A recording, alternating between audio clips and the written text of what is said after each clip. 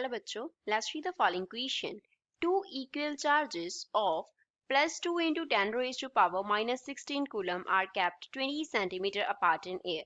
हमारे पास क्या गिवन है? टू इक्वल चार्जेस हैं, उनका मैग्नीट्यूड गिवन है, उनका सेपरेशन गिवन है. At a point Midway between them, उनके पॉइंट कहाँ पे? मिडवे पॉइंट पे. Find the force acting on a charge of plus 2 into 10 raised to power minus 16 coulomb.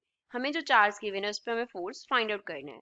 So first of all we will talk about the key concept used in the question. इस question में क्या की concept हम use करेंगे? Electric force अगर हमें find out करना हो, electric force acting on a charge Q, तो वो किसके इक्वल होती है? Q इनटू इलेक्ट्रिक फील्ड वहां पे कितना है, जिस चार्ज की वजह से हम क्या करते हैं, फोर्स फाइंड आउट करते हैं, उसकी वजह से वहां पे इलेक्ट्रिक फील्ड कितना है. ऐसे हम इलेक्ट्रिक फोर्स को फाइंड आउट करते हैं. अब यहाँ पे जो Q है वो डिनोट कर रहा है चार्ज को, चार्ज के मैग्नीट्यूड को यहाँ पे डिनोट करता है.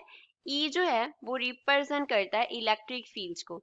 E here represent electric fields. Electric fields vector quantity होती है, also electric force is a vector quantity. तो क्वेश्चन को सॉल्व करते हैं. क्वेश्चन में हमें जो चार्ज Q गिवन है उसका मैग्नीट्यूड कितना है? Plus 2 into 10 raised to power minus 16 coulomb given है. तो सपोज हमने यहाँ पे इस प्लेस पे Q चार्ज रख लिया और इस प्लेस पे Q चार्ज रख लिया. इनका जो सेपरेशन है वो डिस्टेंस हमें कितना गिवन है? 20 सेंटीमीटर गिवन है. मिडवे पॉइंट पे पहले हमें चार्ज प्लेस करने से पहले इलेक्ट्रिक फील्ड फाइंड आउट करते हैं. आफ्टर दैट उसको चार्ज से मल्टीप्लाई कर देंगे and we will get the value of electric force. तो मिडवे पॉइंट पे इस Q की वजह से जो डिस्टेंस है उसका सपोज वो R है, और इस मिडवे पॉइंट का इस Q से जो डिस्टेंस है वो कितना है? R है. तो इस Q की वजह से suppose electric field E1 generate हुआ और इस Q की वजह से इलेक्ट्रिक फील्ड E2 जनरेट हुआ. तो जो E1 होगा वो किसके इक्वल होगा? कांस्टेंट K इंटू Q का मैग्नीट्यूड जो चार्ज का होता है अपॉन में डिस्टेंस का क्या होता है? स्क्वायर होता है. अब अगर हमारे पास पॉजिटिव चार्ज हो, हमें गिवन हो पॉजिटिव चार्ज, तो इलेक्ट्रिक फील्ड का डायरेक्शन उससे क्या होता है? आउटवर्ड डायरेक्शन में होता है. मींस पॉजिटिव चार्ज से इलेक्ट्रिक फील्ड लाइंस जो हैं वो क्या होती हैं? ओरिजिनेट होती हैं. तो इलेक्ट्रिक फील्ड का डायरेक्शन क्या होगा? Outward.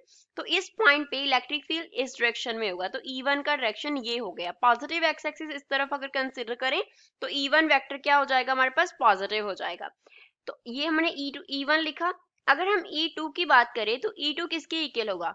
Constant into charge upon में क्या हो गया? R का स्क्वायर हो गया.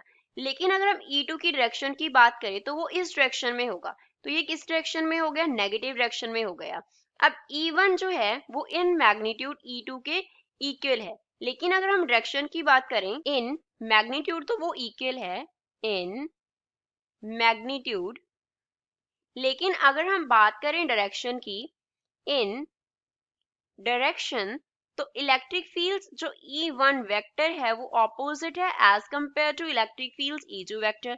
E1 vector and E2 vector equal हैं बट ऑपोजिट डायरेक्शंस में हैं. तो ये दोनों एक दूसरे को क्या कर देंगे? कैंसिल. तो सपोज इस मिडवे पॉइंट पे जो नेट इलेक्ट्रिक फील्ड है उसको हम डिनोट कर रहे हैं E नेट से.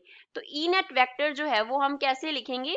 Net electric field at midway points will be equals to E1 vector plus E2 vector. अब E2 वेक्टर जो है वो E1 के इक्वल है बट नेगेटिव है, तो इलेक्ट्रिक फील्ड नेट जो होगा वो किसके इक्वल होगा?